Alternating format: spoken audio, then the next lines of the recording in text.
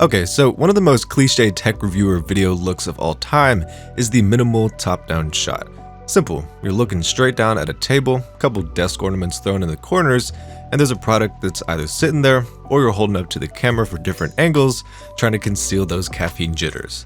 Today, I'm going to show you how I pieced together this look for my videos without any permanent top-down setup or secondary camera or anything like that. It's pretty basic, I know, but I'd be lying if I said this didn't take me years to get down to a science. So we're putting together two top-down looks today, my main one using the white IKEA desk and my kit lens, and the other using a dark desk and the prime. Kicking things off with the light themed, I grabbed the IKEA table, that's my main desk, and throw everything that was on it onto the floor. Yes, I should get a desk that's set aside for these shots, and I probably would have by now if the last time I was at IKEA they weren't out of the Lindemann tops that I would have been getting. But for the time being, using this desk isn't too bad, and I really just gotta make sure I keep the stuff that was on it safe during the shoot, and that I wipe it down with spray and paper towels so it doesn't look too much like it's actually from an everyday desk setup.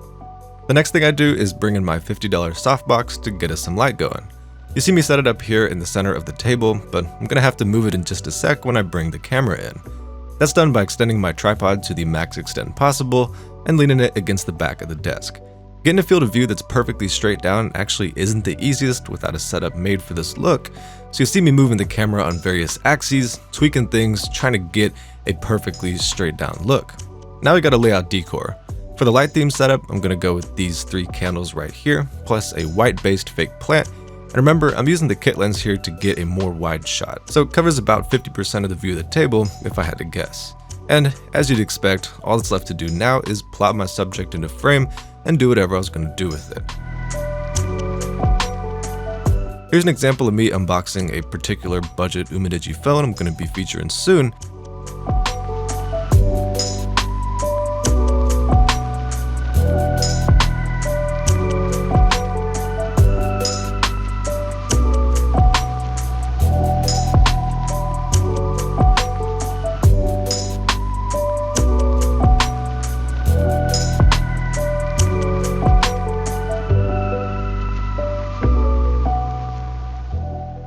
And here's the shot I got using these two coffees I picked up from Target the other day. Who knew Target had their own coffee brand?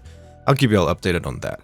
Jump back to the Umidigi phone shot though, I was on autofocus for this shot just cause, as a wise man once said, if you want things to focus automatically, use autofocus.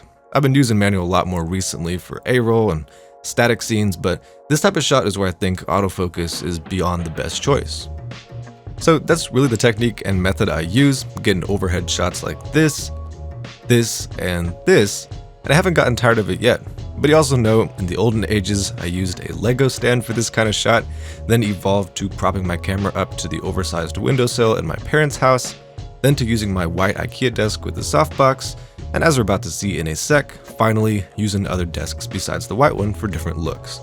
As you'd expect, things that are simple to me now weren't always, and so I'm hoping someone out there gets some tips for my current method. Let's wrap things up with that dark theme version of this look.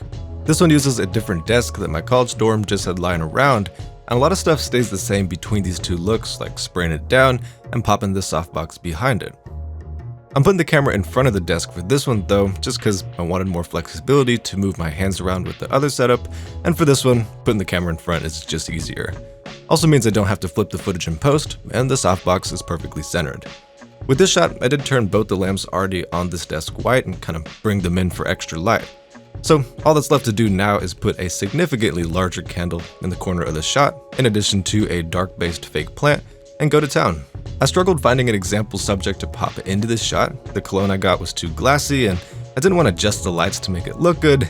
The AI1 interface looked good from certain angles where it didn't blend into the desk, and I finally settled on the best apple juice you could buy at grocery stores. Not sponsored, although if the opportunity presented itself, I'm taken. So, there's two different top-down looks, white and black themed, kit and prime lens, both very amateur, without a setup really made for top-down, but I made it work for years while gradually improving, and this is where I'm at now.